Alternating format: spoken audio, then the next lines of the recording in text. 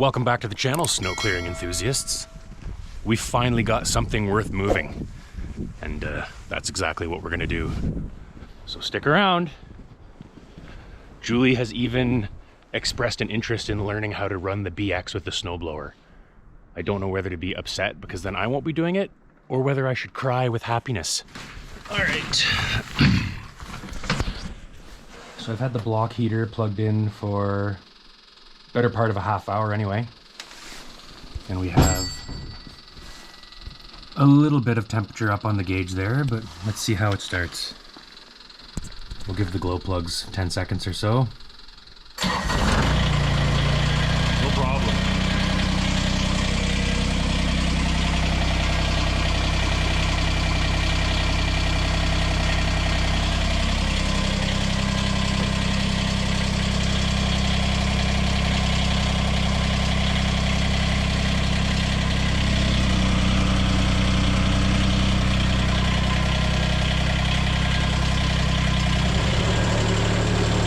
Want to move enough snow so that I can get the tractor out of the storage building and it can be out here to warm up properly.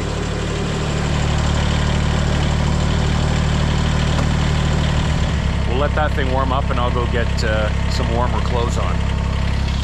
All right, first thing we have to do is start these cars.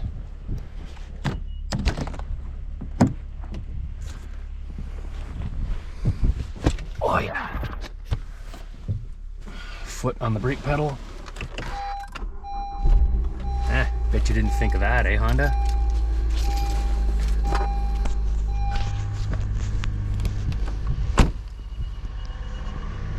Next.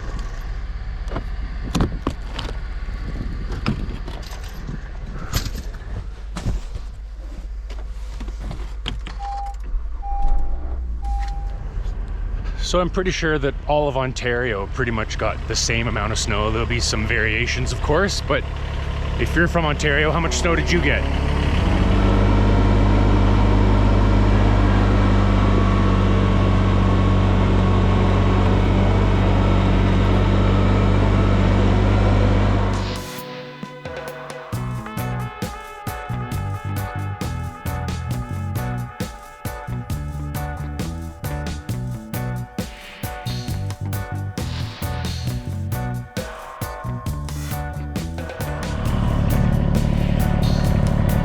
Got some water on you.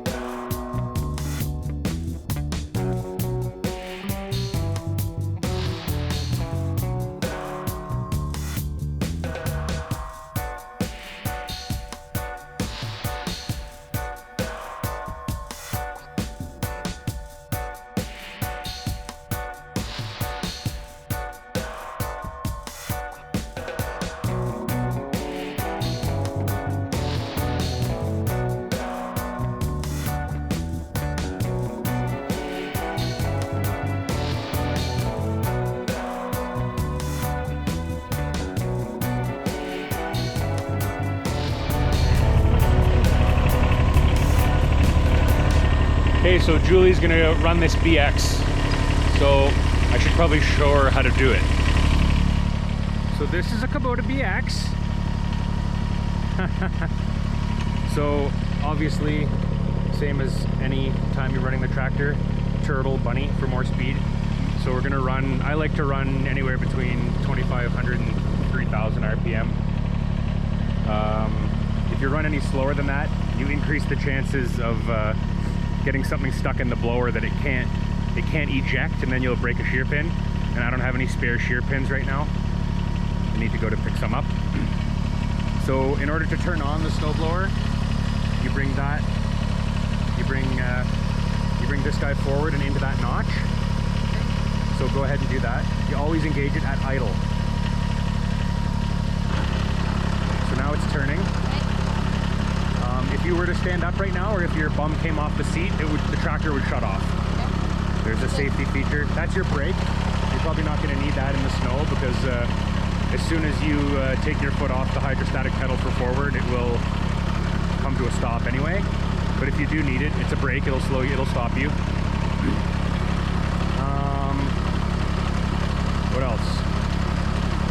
So when you want to lift this thing up to back up, it's the same as the loader controls over here. So that's your neutral position. If you want to lift it, you pull down on it. Watch what happens. Just go up a little bit until it comes off the ground. Keep going. There you go. If you'll notice if you continue to go higher, it'll get a little louder. So hear that? That sound is the U-joint in the drive shaft. There's a shaft that goes straight under this tractor, and the more angle you have on the blower, it's more work for the U-joint to redirect that energy. So if you're backing up, you only want to lift that blower as much as you have to in order to back up. How do I make it float? So if you want it to be in float, it's just like the blade on the excavator where you push it all the way forward and it stays down. So you push up on that and you'll feel a click, and it'll stay in that up position. So the blower will follow the undulations. Well, you will want to do that as much as possible, except when you're trying to turn, because this thing can be difficult to turn in the snow. It's a lot of drag. Okay, so stop moving. What haven't you done? Up my... Yeah, right. Don't blow snow at idle. It's terrible. So increase your RPM to like 2,500 minimum towards you. And you'll notice when you start blowing snow, it might drop a little bit because it's under load. So you can always increase your RPM after you're moving. So your electronic actuator here, your electric actuator, that guy is controlled from a little rocker switch over there. I'll come over. It's only up and down. It's not intuitive. I have to flip this switch. So when you go up, it's going to extend the cylinder, but it's going to go down on the chute. See how it might make sense to you now, but when you start blowing snow, you'll be like, I want that to go up. So turning is like this. That's hydraulic. So the wind is kind of blowing this way. So to keep the snow out of your face, I recommend you start blowing that side of the driveway first, and blow it south. And you can, yeah, go for it.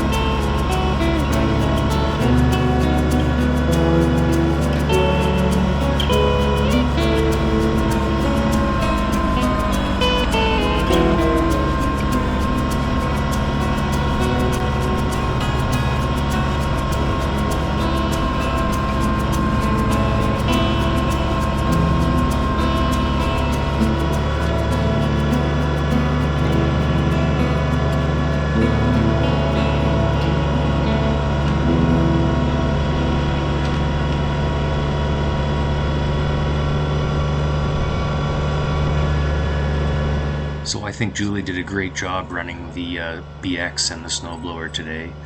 Julie grew up in the country and around equipment, so she's no stranger to this kind of thing, and she settled in quite well.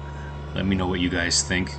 It was fun for me to watch Julie run the equipment with the open cab so she could see how frustrating it is to have the snow blow back in your face. She told me to get a tractor with a cab when we first moved to this property, and I didn't think we needed it, and that was a regret for me. So the next piece of equipment on this property will likely have 4 glass walls and a heater. Thank you for tuning in today. If you enjoyed this content, please consider subscribing. It really helps the channel out. Take care, guys, and we'll see you in the next one.